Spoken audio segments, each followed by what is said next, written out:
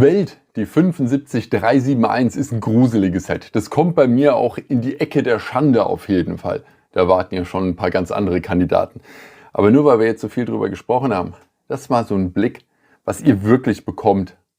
Die grandiose Bautechnik dieses Modells. Schaut es euch mal an. Und das sind die Platten, von denen ich sprach, die ihr baut, die ihr drumherum anbringt. Immer das gleiche Zeug. Es ist wirklich...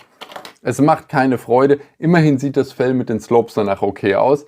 Und auch wenn man hiermit dann klarkommt und sagt, ja okay, komm, so sieht nun mal das aus, wenn man aus Legos eine Figur baut. Ja, dann wird es halt so, ist nichts zu machen.